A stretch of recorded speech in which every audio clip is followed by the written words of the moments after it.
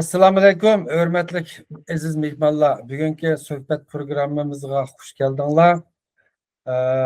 Men Anvardan aziz mehmonlar va ekran oldidagi barliq qarindoshlarga samimiy salom.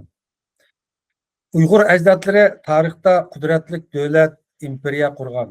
Dunyo madaniyati uchun o'chmas to'kpilarni qo'shib, biz avlodlari uchun qimmatli miroslarni qoldirgan. Xalqimiz navbatda tarixda ko'rilmagan irqiy qirg'inchilikni beshidan kechiryotidi. Xalqimizning ko'ngli sunuq, ro'yi tushkun bo'lishdak achchiq reallikda turyapmiz. Biz ajdodlarimizning qaysar uyg'urlik ro'yiga varislik qilib, millat bo'yicha uyg'utalsak, zulmdan qutulamiz. Davlatimizning mustaqilligini asliga keltira olamiz. Ziyoli bir millatning aql bulug'i hisoblanadi. Xalqimizning ozroq bo'lsa-mu uyg'urlikdan faxrlanish tuyg'usini qo'zg'ash, uyg'unish va uyg'otishga ilhom berish maqsadida Dunyo Uyg'ur qurultiyining sohibxonligida yaqinqi zaman tariximizdagi mashhur zotlardan biri bo'lgan Abduxoliq Uyg'ur tavalludining bugun 25 yilligini xotirlash suhbat programmasini o'rinlashtirdik. Ben tövende aziz mehmonlarimizni ko'pchilikka qisqacha tanishtirib chiqay. Doktor Asad Sulayman, mustaqil tadqiqotchi, Erkin Osiyo radiosi Uyg'ur bo'limining sobiq bosh tahriri, Amerikadan. Professor Doktor Alimjon Inoyat, Turkiya Ege Universiteti Türk Dünyası Tadqiqot institutining professori. Abdurashid Niyaz, Qarmay Maybuloq jurnalining sobiq mas'ul muharriri. Doktor Asad Sulayman Erkin Osiyo radiosida ishlayotgan vaqtida tarixda o'tgan mashhur zotlarimizdan Muhammad Bug'ra Iminninki hayot sazgurashlarini bizga nihoyatda jonlab yo'ritib, bizni u to'g'risida mukammal tushunchaga ega qilgan. Bugun Asad Sulayman bizga Abduxoliq Uyg'ur qandaq bir shaxs ekanligi va uning 20-asr Uyg'ur tarixi va adabiyotidagi o'rniga qandaq baho berish kerak degan savolimizga javob berdi. Merhamet. Hammalarga salom, ko'p rahmat. Deganingizdek, Abduxoliq Uyg'ur 20-asr Uyg'ur adabiyotida emas, butkul 20-asrdagi Uyg'ur siyosiy tarixida, Uyg'urlarning shu milliy uyg'onish tarixidagi buyuk bir shaxs, Uyg'urlarning ichidagi baldur bir uyg'ongan kishi. Abduxoliq Uyg'ur bizning millatimiz ichida 20-asrning boshlarida baldur uyg'ongan bir shaxs bo'lishiga qaramay, ammo Uyg'ur xalqi tarafidan, ya'ni bugungi xalqimiz tarafidan kechikib to'nilgan bir shoir hisoblanadi. Chunki Abduxoliq Uyg'ur 1933-yili Turpanda militarist Shing'say tarafidan qatl qilingandan keyin uning hayoti bo'yi yozgan nurg'un asarlari o'z davrida xalq ichida taqalgan bo'lsa-mu, afsuski 30-40 yillardagi matbuotlarda ko'p uchirmaydi. Faqatla 1948-yildagi Xinjiang gazetining adabiyot batlarida bir qism she'rlari berilgan. Uningdan 48-yili 5-dekabr kuni Urumchida Dernek deydigan bir ilmiy munbar bo'lgan. Bu dernakning bir 15-qatimliq o'ltirishida milliy shoirimiz Abduxoliq Uyg'urning she'rlari degan bir nima bilan Abduxoliq Uyg'urning bir qancha she'rlari shu dernakda o'qilgan. Bu vaqtda Arik gazetida ma'lumotlar bor. Undan keyin 49dagi kommunist Xitoy ishg'oliyatidan keyin Abduxoliq Uyg'ur bir millatparvar shoir bo'lganligi uchun u Lutfullo Mutallib va boshqa shoirlarga o'xshagan holda Abduxoliq Uyg'urning asarlari faqat ko'rilmadi yoki qayta nashr qilish mumkinchiligi erishilmadi. Endi 1980-yillarga kelganda uningdan Abduxoliq Uyg'ur qaytadan, ya'ni 1980-yillardagi Xitoyning islohot echivetish davridagi bu milliy siyosatni sal yumshatgan bir davrda bizning xalqimiz bundan foydalanib Abduxoliq Uyg'urning asarlarini, she'rlarini qaytadan xalqimizga sunish, tunishtirishdan iborat bunday bir imkoniyat tug'ildi. Buning bilan bizning xalqimiz qaytadan Abduxoliq Uyg'urni tanidi. Xuddi Amerikalik Uyg'urshunos Rudolfsonning kitobida deyilgandek, Uyg'ur xalqi Abduxoliq Uyg'urni faqat 1980-yillarga kelganda keng ko'lamda bir tonish fursatiga erishdi. Endi bizning 20-chi asrdagi Uyg'ur adabiyoti yoki Uyg'ur shu ijtimoiy ideologiya tarixida shunchalik muhim o'rin tutgan bu Abduxoliq Uyg'urni biz qanday tushunamiz? U qanday bir shaxs degan vaqtda buningga bundaq bir necha nuqtalardan javob berishimiz mumkin. Buning birinchisi Abduxoliq Uyg'ur 20-chi asrning boshlarida bizning xalqimizdagi o'zining milliy etnik kimligini to'liq his qilolmagan, to'liq bilib yetmagan bir davrda o'ziga Uyg'ur degan bu taxallusni qo'llanib asar yozgan yoki xalqimizga to'nilgan eng dastlabki bilim odamlarining birisi, eng dastlabki ziyolilarning birisi. Endi Uyg'urlar ichida birinchi qatim Uyg'ur degan so'zni millat nomini taxallus qilgani bizning ili Yettisu vodisida o'tgan nazarxo'chi Abdusamad o'g'li deydigan yana bir ziyolimiz bor. Bu kishi 1911-yili birinchi qatim Uyg'ur bolasi degan taxallus bilan qo'llanib she'r yozgan, asar yozgan. Ham Abduxoliq Uyg'ur ikkinchi qatim, ya'ni Uyg'urlarning 20-chi asrgi tarixida ikkinchi qatim Uyg'ur degan millat nomini rasmiy o'ziga taxallus qilib, asar yozdi, she'r yozdi, yolqinliq asarlari bilan bizning xalqimizni uyg'onishga chaqirdi. Abduxoliq Uyg'ur ishlatgan Uyg'ur degan bu taxallus uning she'rlarida bir tarafdan uning o'zining adabiy taxallus sifatida qo'llanilgan bo'lsa, yana bir tarafdan Uyg'urdan iborat bu umumiy millatning bir nomi sifatida qo'llanilgan. Bu jihatdan ham Abduxoliq Uyg'ur haqiqatan bizning 20-chi asr tariximizdagi bir muhim bir shaxs deyishga bo'ldi. Endi ikkinchi nuqtadan aytganda Abduxoliq Uyg'ur o'zi yashagan 20-chi asrning oldingi mezgillardagi bizning vatanimiz Sharqi Turkistonning shundaqla ikki tarafdagi büyük qo'shnilar bo'lgan, ya'ni cho'ng qo'shnilarimizdan Sovetlar ittifoqi, uningdan sharq tarafda Xitoyning ichidagi vaziyatlarga intayin yaqindan diqqat qilgan, kuzatgan yoki o'zi bevosita shuningdek ba'zi o'zgarishlarga qatnashgan bir shaxs. Shunga Abduxoliq Uyg'urning she'rlari qaraydigan bo'lsak, Xitoyda 1911-yili portlagan Shanxay inqilobi, yana Manchang Manchu imperiyasining yiqilib, uning o'rniga millatchi Xitoy hokimiyatining tiklanishi, garchi Xitoyda jumhuriyat tuzum yo'l qo'yilgan bo'lsa-mu, buning Sharqiy Turkiston xalqi uchun hech nimadan darak bermaganligi, hech qanday bir yangilikning, o'zgarishning bizning vatanimizda bo'lmaganligidan iborat bu reallikni to'lib yetgan bir shaxs. Yana bir tarafdan Abduxoliq Uyg'ur shu yillarda yana tog'isi yoki o'zining oilasiga birga savdo munosabati bilan 1917-yildagi Rossiyada yuz bergan bolsheviklar inqilobi va undan keyin qurilgan Sovet bolsheviklar hokimiyatidagi o'zgarishlarni o'z ko'z bilan ko'rgan, Sovet ittifoqida bo'lgan, o'qigan, bu yerdagi Uyg'urlarning va boshqa turkiy millatlarning milliy uyg'onish harakatlariga qatnashgan, o'zi ko'rgan bir shaxs. Undaq bo'lg'achqa Abduxoliq Uyg'urning she'rlarida nihoyat kuchli bir urg'u bilan atrofdagi millatlarning yangilikqa, hurlikka, ozodlikqa intilayotganligi, bu yo'lda baldur qadamlarni tashlaganligi, lekin bizning xalqimizning tegicha uxlab yotganligidan iborat bu reallikni o'zining she'rlarida nihoyat cho'nqur darajada aks ettirgan hamda. Uningdan Abduxoliq Uyg'ur o'zi bir shoir, bir adabiyotchi, bir bilim odami bo'lib qolmasdan, balki 1930-yillardagi Sharqi Turkistonda ko'tarilgan milliy inqilob va o'zi bevosita qatnashgan, shu milliy inqilobga marsh bo'lgan, ochil degan she'rlarni yozgan, o'yg'on degan she'rlarni yozgan, bu she'rlar orqali inqilobni ilhomlantirgan, xalqimizga umid bergan, shuning bilan bir vaqtda o'zi bevosita qo'lga qurol olib shu inqilob qatnashgan va bu inqilob jarayonida o'zining hayoti bilan badal to'lagan bir shoir. Bizning 20-chi asrdagi tariximizda bundaq bir misollarni, bundaq bir o'rnaklarni tepish nihoyat tez, ammo Abduxoliq Uyg'ur buning hammasini hozirlagan bir shoir deyishga bo'ldi. Bu bir nuqta. Undan keyin Abduxoliq Uyg'urning she'rlariga qaraydigan bo'lsak, Abduxoliq Uyg'ur shu davrda, o'zi yashayotgan davrda, masalan 20-yillarda Yang Zemishindan iborat Xitoy militaristi bizning Sharqi Turkistonning siyosiy sahnasiga minib olgan, xalqimizni nodonlikda, qashshoqlikda qoldirib, mushu peti tutib turishni bu ko'zlagan bir militaris hamdi. Mushu militarisning hukmronlik ostida yashayotgan Abduxoliq Uyg'ur she'rlarida bevosita Yang Zangjun, yana 1900 28-de Yang Zangshin etib o'ltirilganda Yang ketdi, ammo o'rlik ozodlik bo'lmadi. Odami almashdi, ammo siyosat almashmadi deydigan o'zining she'rlarida bevosita buni o'ttirib qo'ygan.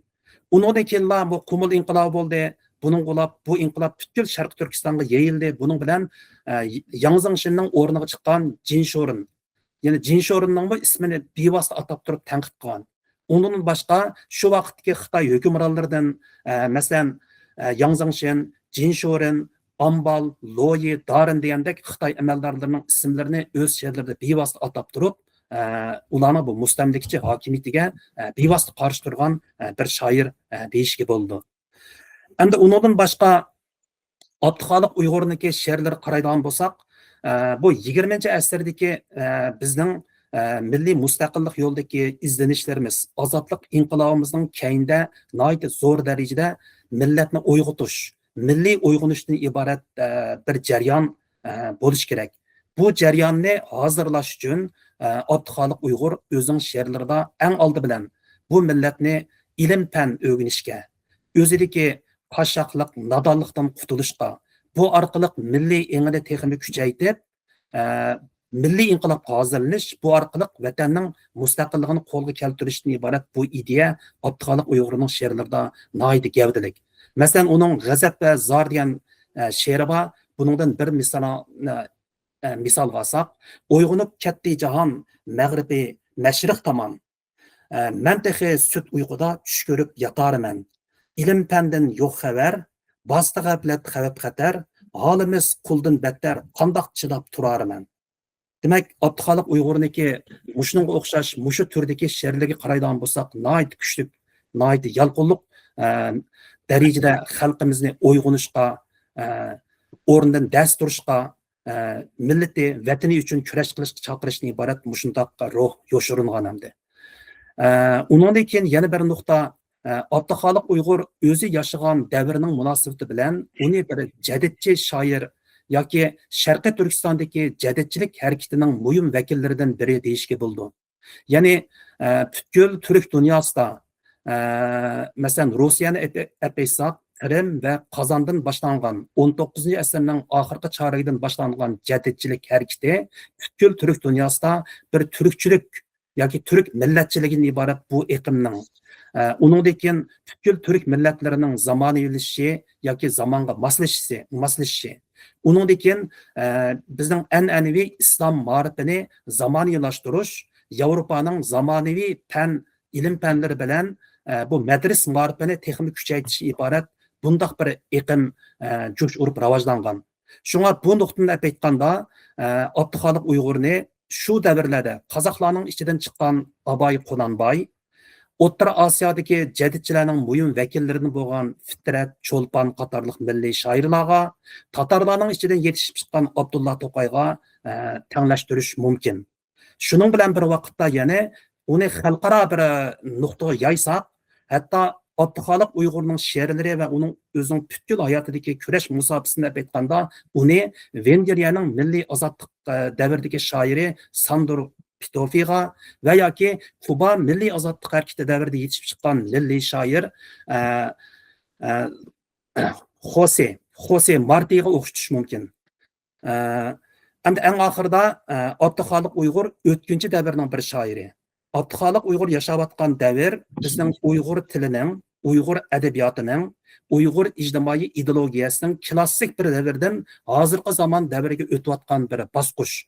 Dal mushu bosqichda Abduxoliq Uyg'ur o'zining she'rlaridagi zamonaviy va milliy ong, uningdan she'rlarda ishlatgan ommaboplik, xalq tiliga yaqin bo'lishdek aloyidlik bilan bizning tilimizni xalq tarafga tortishda, uningdan adabiyotimizda yangi shakllar orqali bizning klassik adabiyotimizdagi bir qism ketib qolgan shakllarni hozirgi zamon adabiyotimizdagi erkin, ommabop shakliga almashtirishda Abduxoliq Uyg'urning she'rlari intayin muhim ahamiyatga ega. Qisqasi, Abduxoliq Uyg'ur 20-asr Uyg'ur tarixidagi, shundaqla Uyg'ur adabiyotidagi intayin oz ko'riladigan shaxslarimizning biri deyishga bo'ldi. Rahmat. Ko'p rahmat, hurmatli Asad Sulaymon efendim.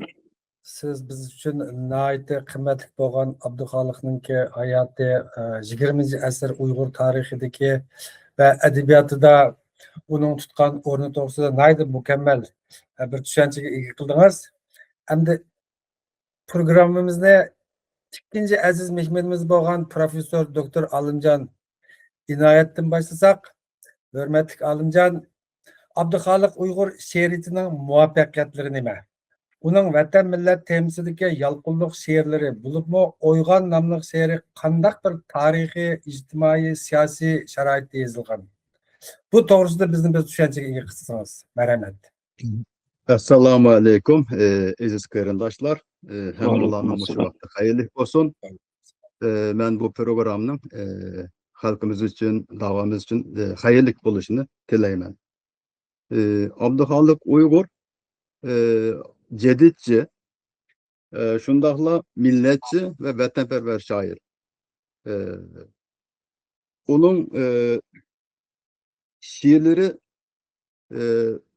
yeni şu çağdaş Uygur şiiriyetindeki dastlabki örnekleri hesaplandı. Biraz evvel Esat Efendimiz dep ötdi. O bir cedidçi bir şair idi. Nim için cedidçi deyimiz diye vakitte o 1914 yılı Turpan Astanlı'da Mehsut Moyidi tarafından açılgan yeniçe mektep ya olmasam şu usulü cedid dep atılgan mektepte yani Mehsudiye mektebinde okugan. Bu mektepte kim ders vergen diye vaxtda Tatar ziyalisi Ali İbrahimov ders vergen. O şu edebiyat derslerinde asasen şu Abdullah Tokay'ın şiirlerini okutkan. Şuna Abduxoliq Uyg'ur tege Tataristan'a bağmay turup yani ki Şeme'ye bağdı, onundaki Kazan'a bağdı. Şu oturasiya çıkmagan bir ahvalasta da şu 1914 yılı Astana'da Abdullah Tokay'ın şiirlerinin ayeti çonkur tesirlengen. Yani Abdullah Tokay'ın şiirlerinin tesirine uçurgan.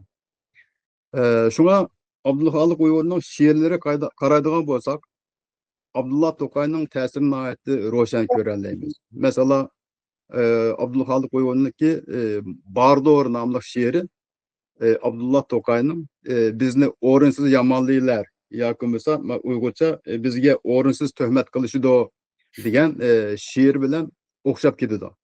Radifa o'xshaydi, qafiyalari o'xshaydi.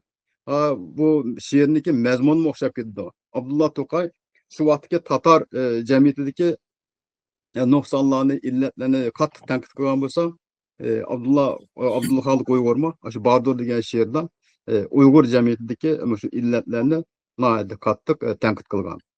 Bundan başka yana bu Abduxoliq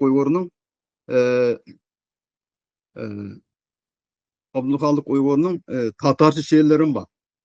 Şuna şu vaqtda şu devirde Abduxoliq Uyg'ur hem Abdullah Tokay'ın tesiriga uçurgan hem oturasiya çıkkan vaqtda bu Şeme'de turgan vaqtda ya keyingi vaqtda 1923 yılı Kazan'a bağlı vaqtda şu vaqtda Tatar edebiyatının, Tatar şiirinin tesiriga uçurgan, şu vaqtdagi Tatar cedidçileriniki tesiriga uçurgan. Bu jarayonda albatta faqatlam Tatar cedidçileri emas, Türkistan cedidçileri, onun için Özbeklermi bor. Özbekler bilanmi, Kazak cedidçileri bilanmi uchrashgan va ularniki cedidçi fikrlarini qabul qilgan. Cedidçi fikrlarni shu keng xalq ommasiga yetkazish uchun qanday qilish lozim? She'rlarni shu xalqning xalq tushunadigan ommabop til bilan yozish lozim. Abduxoliq Uyg'urning shu Uyg'on degan she'ri qaraydigan bo'lsak, tili nihoyat ommabop. Onun da tushungil bo'lmaydigan hech qanday bir nima yo'q, so'zlik yo'q. Arab fars tillaridan mumkin qadar uzoq, asosan milliy til bilan, Uyg'ur tili bilan yozgan. Yana birisi Abduxoliq Uyg'urning she'rlari qaraydigan bo'lsak, xalq she'riyatidagi nazm shakllaridan usta bilan foydalanganligini ko'ra olamiz. Abduxoliq Uyg'urning she'rlari ichida 16 she'r shu Uyg'ur xalq she'riyatidagi nazm shakli bo'yicha yozilgan. Mesela O'yg'on, ümit tebessümü, yürek bağrım ezildi, intizarlık, açıl, yecuci, mecuci katarlı şiirlerini bununla misal gösteriş mümkün. Yani birisi elbette bu şiirlerini yazış bilen kupayı kımıgan. Çünkü şiirlerini yazgan bilen bunun elan kılış için gezit lazım, jurnal lazım. Gezit jurnallarını çıkarış için, besiş için yine metbe lazımdı. Şuna Abdülhalik Uygur vatanga qaytib kelgandan matbaa qurishga ko'p tirishgan. Lekin shu vaqtdagi ishg'olchi hukumat buningga yo'l qo'ymagan edi. Abdülhalik Uygurning she'rlarini shu tema jihatdan, mazmun jihatdan tahlil qildigan bo'lsak, bo'libmi she'rlarda ilm, fan, taraqqiyot va millatchilik fikrlarining nihoyatda gavdalik va kuchli ekanligini ko'ralaymiz. Millatchilik şu devirde cedid hareketlerinin şu merkezi ideolojisi edi. Milletçilik degan nima deya vaqtda şu milletçilik bir milletniki milletning barpo qilinishi, birligi, mavjudligi, o'zini boshqarishi va ichki va tashqi milliy manfaatlarni qo'llashni maqsad qilgan bir ideviy harakat. Milletçilikda asosan şu asosiy narsa işte milletning erkinligi, milletniki baraberligi ve müstakilligi. Milletçilik şu Abdülhalik Uygur'undaki faaliyetlerde ve edebi icadiyetlerde bir hakim ideolojiya bo'lgan. Onun o'ziga Uygur degan so'zni tahallus qilib tanlab olishi bu herkes tesadüf emas. Bunu biraz evvel Esat Efendimiz izahlab o'tdi. Bu bir tarihi, kültürel ve siyasi akılının bir telkini, milli an ve milli kimliğinin bir zuhuriydi. Abdülhalik Uygur'un milletçiliği onun Uygan diyen şiirde naitті küçülük ifadelerinde bu şiir halkımız tarafından yad bilindiğin bir şiir. Ben iki kupletini okuşuna uygun görmem. Ey pekir Uygur, Uygan, uykun yeter. Sende mal yok, hem de kesse can gider. Bu ölümden özünü kutquzmasan, ah senin halin xatar, halin xatar. Hazırki ahvalını qaradan bolsak, hazırki xalqimizning ahvoli mana bu shundoq. Biz vaqtida uyg'onmagandik. Uyg'onmaganniki badil nihoyat egir bo'ldi. Hozir ham nihoyatda xatarli bir ahvolda turyapmiz. Bunu 100 yil burun Abdülhalik Uygur milletni bu jihatda ogohlantirgan. O bunu çağrısını deplagan şu şiirde. Mesela kop dedim, beşin götür, uykunu aç, rakibin başını kes, kanını saç. Köz içip etrafı obudan bakmasan, ölüsen armanda bir gün la ilaç. Yani şu vakta ki şiirinin mezmunu, bana hazırki Uygur cemiyetindeki ahvalına etti, uygun kelbatıdı da. Bu ne degan gap degan vaqtda şu Abdülhalik Uygur'un ki aldın körerlik kabiliyetinin ait yukarılığını bize gösterdi. Abdülhalik Uygur'un kesin milletçiliği onun şiirleri işletken simuvallarını aks etken. Simuvallardan mesela onun mesela özünün milletinde ayıga yargı okştu da lakin işgalci düşmanını Yecuci, Mecuci, Yalmavuz, Cin, Ejderha, İt, Kavan, Kara Bulut kovuştu dendi. Onun kim şu işletken simuvallardı mı, imgellerdi mi, şu onun milletçiliğini körveliş mümkün. Onun şiirleri yani verse şu siyasi, yani ictimai tenkitindeki salmağına ait eğer. Yani Bardur namlı şiirini biraz evvel misal öttüm. Şu şiirdi mi, şu vaktiki, şu Uygur cemiyetindeki, şu devirdeki Uygur cemiyetindeki şu illetlerini, noktalarını nahiyetti içip taşlıgan.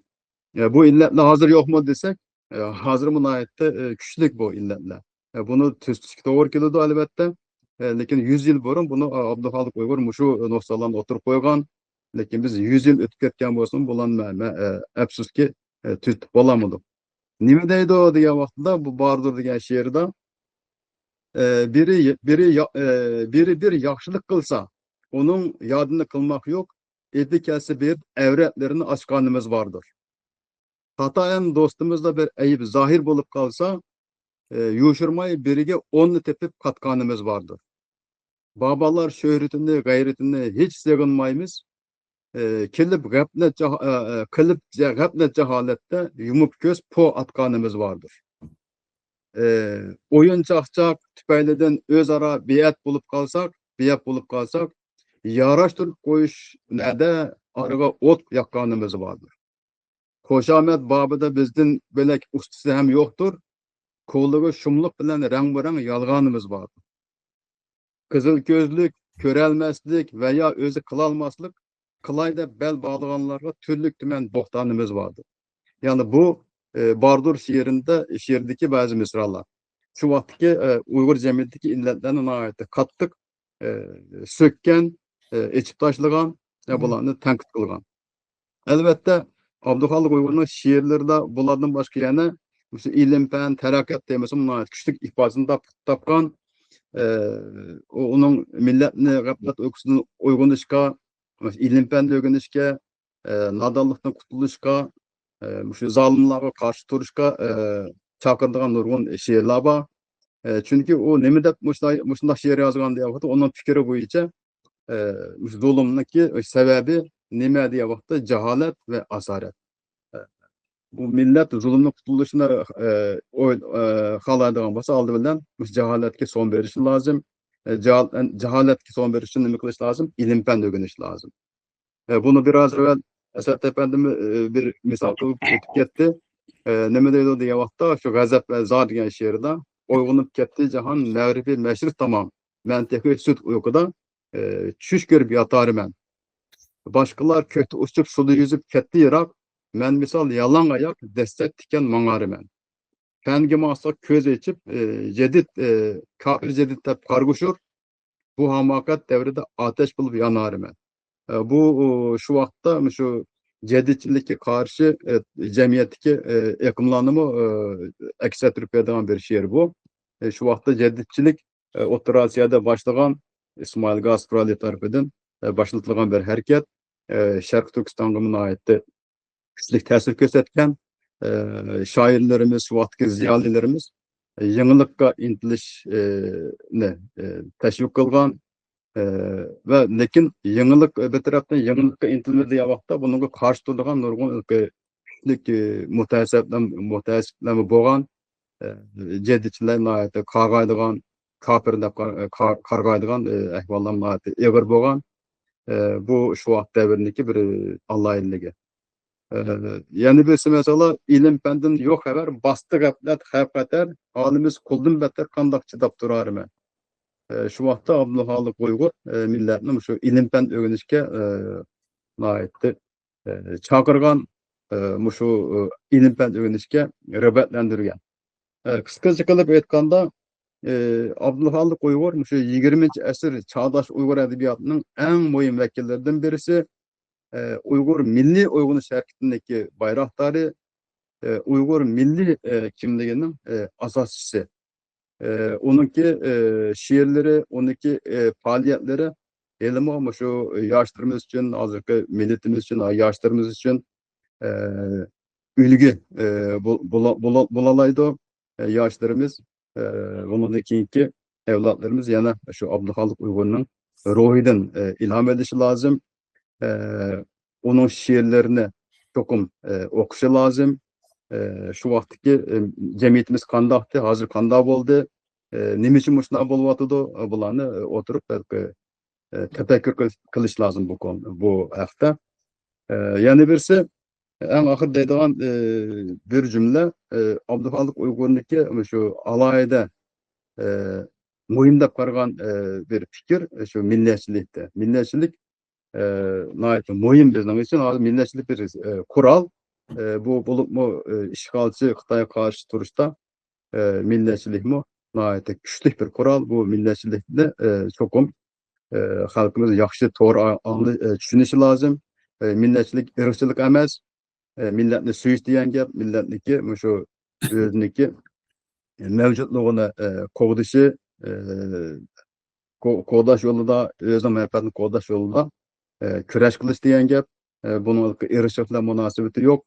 Şuna bu milletçilik hazırmı şu halkımız, cemiyetimiz muhtaç bolayotgan en mühim ideologiyalarning birisi şu cihette Abdülhalik Uygur bence mühim bir tep koşkan milli anının milli kimlikniki şu oturuş çıkışında Abdülhalik Uygur çoğun bir tep koşkan dep qarayman.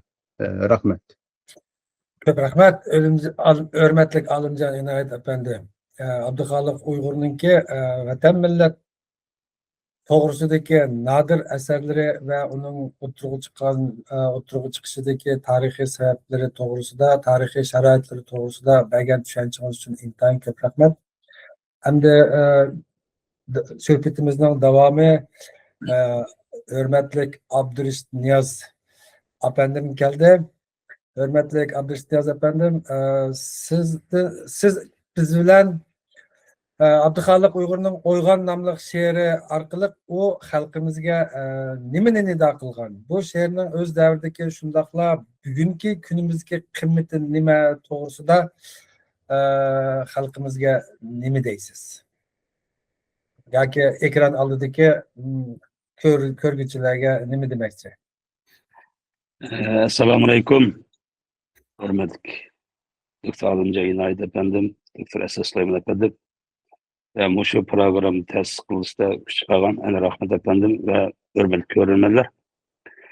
Bunlar güzel bir sohbet oldu ama yaxşı tema oldu. Durgun uçurulan biri olduk. Biz Abdülhalik'in Uygur'un bilimizde büyügen bilen emniyette kança kalsak tüymeydiğen bir kan okşaydı bu adamdaki meyil ruhiyetini tatip, meneviyetini tatip, tefekkürünü tatip. Hemen esisi de bir culanıp doğan bir ideya var.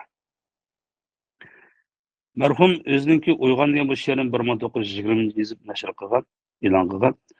Mana yaş 105 yil o'tibdi. Lekin 105 yil o'tgan bilan buningdagi o'tirib qo'ygan tema o'zining jangvorligini hozir yo'qotgani yo'q. Hozirgacha bu kishini bu she'rini o'qisak, biz kendimizni bir jug'uldash his qilamiz. Bir uyg'unishga ilib borayotganda, chaqirayotgandek mana bir tuyg'uda bo'lamiz endi.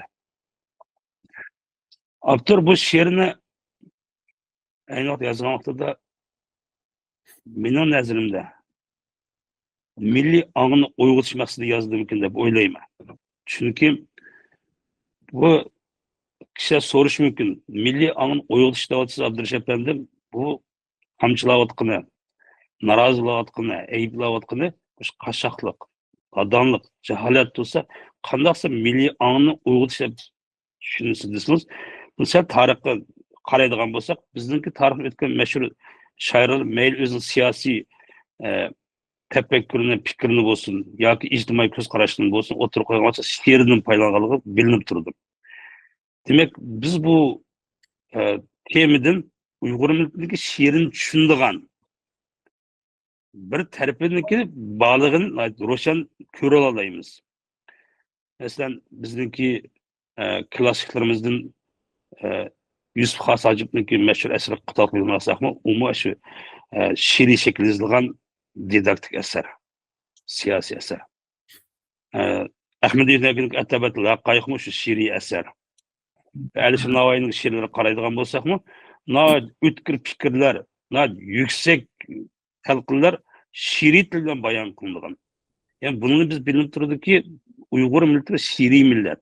Qanotli bugungi kunga kelib qolgan chog'da Naqshband deb qolgan bilan amaliyotda she'rni tushundigan, she'rni zo'q qildigan va o'zining estetik qarashini she'riy tildan bayon qiladigan bir natija bilinib turdim. Biz odatda folklor qaraydigan bo'lsak, ko'pincha bir uyg'unayotgan millat qaraydigan bo'lsak, uni uyg'unayotgan she'rga o'xshatadi. Ya'ni Uyg'ur millati bir she'r, ammo uyg'onayotgan bir yeri bor. Yani o'qishdan hisob emas, bilishdan hisob emas, taraqqiydan hisob emas. Uni bir yuksak bir maqomga, sifat manzilga olib borgan bir narsa bor. U bo'lsa ong. Agar bu ong bo'lmagan vaqtida u qanchalik o'qisin, qanchalik pullar zardor bo'lsin, u ong bo'lmasa, bu yerda butun tirikchilik hammasi oxir hisobda natijasiz bo'lganligini, hatto salbiy bo'lganligini o'tirib qo'ydi deb o'ylayman. Demak, gapni xulosa qilgan chog'da Abdülhalik Uyg'ur efendim merhum yatları cennet olsun. şiirlik maqamdasin Allah Taala qo'ygan degan she'rda eng ro'shan ko'zi ko'rinib turgan yeri milliy ongni uyg'otish. Milliy ong bo'lmasa, milliy ong uyg'onmasa, bir millatniki fojiasi davomlashadi. Biz hozirgi taqdirimizni qarab 105 yildan keyinmi mushu she'rda o'tirib qo'yilgan bir ongning uyg'onmaganligini, texcha bir intim oldi turayotganligini, tiniq oldi turayotganligini, buni bir uyg'otishimizga kuchishni kerakligini, ya'ni bundoq bir ongni uyg'onish uchun bir ikki damlik emas, balki umumiy xalq o'zligidan milliy ongni uyg'otishga mablag' sizishi, vaqt chiqarishi, badal to'lashi kerak. Menimcha sizning qo'ygan savolingizga shu javob bo'ladi deb o'ylayman. Rahmat. Sizga ko'p rahmat. Mana hozir mashhur tarixiy zatlarimizdan Abduxoliq Uyg'urninki hayoti, kim bo'lganligi, bu zatninki o'tirg'a chiqargan, bizga qoldirgan asarlar to'g'risida to'xtaldik. Yig'inchoqlik vaqtimizda bu zatda ya'ni millatchilikdan boshqa dushmaniga nisbatan qaysar, muhabbat nafrati aniq bo'lgan bir shaxsligini bildik. Abduxoliq Uyg'urninki millatchilik nuqtasidan, ya'ni taxallusiga Uyg'ur degan bir ismni qo'yish orqali o'zininki millatchiligi bu qandaqdir navbatda dunyoda yeyilayotgan radikal millatchilik emas. Bu to'g'risida hurmatli doktor Asad Sulaymon xalqimizga siz qandaq tavsiyalarni qilmoqchi? Millatchilik to'g'risida. Ya'ni Abduxoliq Uyg'urning millatchilik to'g'risida xalqimizga bir ikki og'iz yurak so'zingiz bormi? Rahmat. Hamda Abduxoliq Uyg'urning millatchiligi degan vaqtda agar bugungi dunyodagi mushu millatchilik nuqtasini aytsak, bu bir radikal millatchilik emas, boy deyilgandek. Abduxoliq Uyg'ur yashagan davrda, ya'ni 20-asrning boshlarida butkul dunyoda bir millatparvarlik iqimi yoki millatchilik nazariyasi o'ttirib chiqqan imperiyalar yimirilib, zo'r buyuk imperiyalar yimirilib, ularning mustamlikasi ostidagi mahkum millatlar o'zining milliy mustaqilligi uchun kurash qilayotgan bir davr edi. Shunga bu davrdagi millatchilik o'z davrining mohiyati bilan aytganda bir ilg'orlik, bir nihoyatda yaxshi bir ideologiya edi, ya'ni millatni uyg'otgan. Shunga Abduxoliq Uyg'ur butkul she'rlarida bo'lsin, o'zining amaliyatida bo'lsin va yoki taqdim qilgan 1930-yillardagi Sharqi Turkiston milliy inqilobi davrida bo'lsin, butkul millatni milliy ong bilan tarbiyalaydigan, uyg'otadigan, ularni hurlikka, erkinlikka undaydigan bundoq bir she'rlar orqali xalqimiz ichiga to'lildi, o'zining bir kishilik rolini joriy qildirdi. Polat Qadiri, ya'ni tarixchi Polat Qadiriyning 1948-yili Urumchida nashr qilingan O'lka tarixi degan kitobida kichik bir detal bor. Buningda deydiki, 1930-yillarda Qumulda milliy inqilob boshlangan vaqtda Turpandimi qo'zg'alish oldida. Shunga bu Abduxoliq Uyg'urning Qumul inqilobiga beg'ishlab yozgan bu ochil degan naqsini kishilar, avom xalq aytishga boshlagan. Bu ahvol bu Urumchidagi militarist Jinshorinning quliga yetgandan keyin Jinshorin shundoq buyruq chiqarganmish, agar kim ochil degan naqshini aytsa, buni o'lim jazosiga hukm qilaman deydigan. Demak, o'z davrida Abduxoliq Uyg'ur hayot vaqtida uning yozgan ochil nomli she'ri o'z davrida bizning xalqimizning ichida shunchalik bir ta'siri bo'lgan edi. Yana kelib, Abduxoliq Uyg'ur butkul she'rlarida xalqimizni hurlikka, ozodlikqa, o'zining vataniga, o'zining tuprog'iga o'zi ega bo'lishga chaqirgan, kuchlik chaqirgan bir shoir. Shundaqla agarda mahkumlik davomlashsa, xalqimiz uyg'onmasa, buning badalini hassilab to'laydiganligini oldin xalqimizni ogohlantirgan bir shoir edi. Shunga Abduxoliq Uyg'urning vafotidan 100 yillar, Abduxoliq Uyg'urdan keyin 100 yillar o'tibmi, bugungi kunda bizning xalqimiz yanla o'zining shoirning bu chaqiriqlarining ogohlantirishining nihoyat qimmatga ega ekanligini his qilmoqda. Chunki biz mushu irqiy qirg'inchilikni bugungi bu avlod yashadik. 2016-17dan tortib hozir qadar davomlashgan bu irqiy qirg'inchilik bizning tariximizdagi, balkim butkul tariximizda duch kelgan qirg'inchiliklarning ichidagi darajasi eng yuqori qirg'inchilik bo'lishi mumkin. Millionlagan Uyg'urlar lagerlar qamaldi. Xalqimiz ichidagi sarxillarni hammasini Xitoy yo'qotishni niyat qildi. Mana bu shundoq bir davrda turib, biz 100 yillar ilgari milliy shoirimiz Abduxoliq Uyg'urning bizga bergan ogohlantirishi, shundoqla millatning mahkumlikda qolsa, uning taqdirining qandoq bo'lganligini nihoyat aniq o'zing she'r orqali bizga taqdim qilgan. Buni bugungi kunda bizning xalqimiz nihoyat cho'nqur darajada his qilish kerak. Butkul vujud bilan buni his qilish kerak deb o'ylayman. Rahmat. Ko'p rahmat, hurmatli Asad Sulayman efendi. Hurmatli Alimjon efendi, abaytniyaqi biz ajoyib temalar to'g'risida suhbatimizni davom qilyapmiz. Abduxoliq Uyg'urninki qaysarligi, muhabbat nafratininki uchuqligi, ro'shanligi, dushmaniga nafrat qila oladigan, do'stiga muhabbat bilan qaraydigan bu xarakteri nuqtasidan navbatda muhojiratdagi millatimizga deydigan yoki deydigan o'tirib qo'ydigan bir tavsiyalaringiz bormi? Rahmat. Ko'p rahmat. Abduxoliq Uyg'ur shu 1920-yillarda nihoyatda qiyin sharoitda bu shu nihoyatda dodillik bilan o'tirib chiqib, qahramonlik bilan o'tirib chiqib, vatan uchun, millat uchun kurash qilgan bir kishi. O vaqtdagi sharoit bilan sharoitlar nihoyatda qiyin, haqiqatan nihoyatda qiyin vaziyat edi. Hozir bu shundoq. Hozir ham albatta chet ellarda yashayotgan Uyg'urlar o vaqtdagi ahvolga qaraganda nihoyatda yaxshida hozirgi vaqtda. Hammamiz erkin davlat yashayapmiz, erkin tuzumlarda yashayapmiz. Mushundoq tuzumda yashayotgan Uyg'urlarning ba'zida shu milliy ongning tuvan ekanligini ko'rib turibman. Ba'zan buni hammalar ko'rib turibsizlar, sosyal medyada bu aks etyapti. Bu hozir bu nihoyatda yaxshi bir ahvol emas. Ve bir inson cho'qim o'ziniki vatanini, millatini suyishi lozim. O'zining vatanining, millatining erkinlik uchun kurash qilish lozim. Nima uchun degan vaqtda erkinlik bo'lmagan vaqtda insonning hech qanday bir qadr qimmati bo'lmaydi. Biz naqadar chet ellarda bayashat yaşasaqmı, o'zimizniki vatani bo'lmaganligi uchun, o'zimizning davlati bo'lmaganligi uchun, xalqimiz asorat ostida yashayotganligi uchun chet elda yashayotgan bo'lsamiz, bizning qadr qimmatimiz bo'lmaydi. Shunga ba'zan men burun anglagan davlat bo'lmagan odam yarim inson deb anglagan bir kishi bir akimiz shuna degandi. Haqiqatan shundoq. Normalde biz hep chet elda yashayotmiz, bayashat ichida yashayotgan insonlarimiz bor. Lekin bu insonniki qadr qimmatning yuqori ekanligini ko'rsatmaydi. Cho'qim biz xalqimiz ozod bo'yicha, vatanimiz ozod bo'yicha cho'qim tirishimiz lozim, kurash qilishimiz lozim.